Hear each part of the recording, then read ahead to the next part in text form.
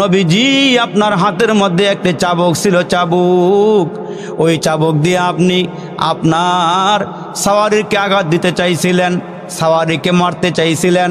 ওগো নবীজি, ওই আঘাতটা সওয়ারির গায়ে না লাইগা আমার পিঠের মধ্যে লাগছিল। ওগো নবীজি, আমি এখন চাইতেছি ওই চাবুক দিয়া আপনার পিঠে একটা আঘাত দিয়ে আমি প্রতিশোধ নিতে চাই। জোরে কন্যা নাউজুবিল্লাহ। সাহাবীরা চাই রইছে, কয় কি এটা? অন্তিম সময় রসুল মমর্ষ হালাতে আছে, এখন নাকি চাবুকের মধ্যে বাড়ি দিয়া নবীজির কাছ থেকে প্রতিশোধ নিবে। হজরতে হাসান হোসাইনও বসা, সাহাবীরাও বসা।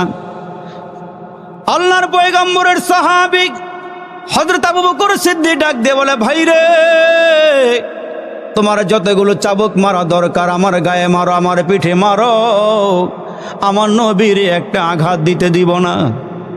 হযরত ওমর দাঁড়ায় গিয়ে বলে, ভাই রে, আমারে মারো।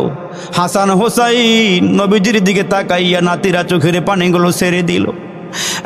আমি কি বলো, আমরা বেঁচে থাকতে আমার নানার গায়ে আমরা ফুলের আঘাতও লাগতে দিব না।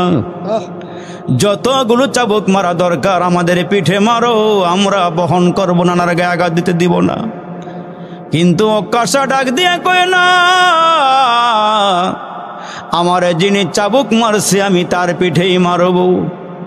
আমার নবী ডাক দিয়া কয় হযরতে বেলালকে, বেলাল তাড়াতাড়ি করিয়া তুমি চলিয়া যাও, যেই চাবুক দিয়ে আমি সওয়ারির গায়ে আঘাত দিতে চাইছিলাম তার পিঠে লেগেছে, ওই চাবুকটা আমি আমার মেয়ে ফাতেমার ঘরে রেখে দিয়েছি, ওইখান থেকে তুমি চাবুকটা নিয়ে আসো।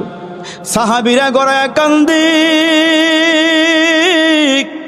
ওমর কান্দে, উসমান কান্দে, হযরত আবু বকর সিদ্দিক কান্দে, হযরত ওমর কান্দে, হাসান হোসাইন কান্দে। বলে কি সাহাবী, মুসলমান পুরা মজমাটা একেবারে স্তব্ধ হয়ে গেল, কোনো আওয়াজ নাই, শব্দ নাই। হযরতে বেলাল চলে গেল ফাতেমার ঘরের সামনে, দরওয়াজায় গিয়ে আওয়াজ দিয়ে বলে, বোন রে, আমি বেলাল আসছি, আপনার ঘরে নাকি একখানা চাবুক আছে, যেই নবীর গায়ে মশা মাছি বসে না, ওই নবীর গায়ে আজকে আঘাত দিয়া প্রতিশোধ নেওয়া হবে রে ফাতেমা। আপনার ঘরে নাকি একখানা চাবুক আছে, দেন চাবুকটা।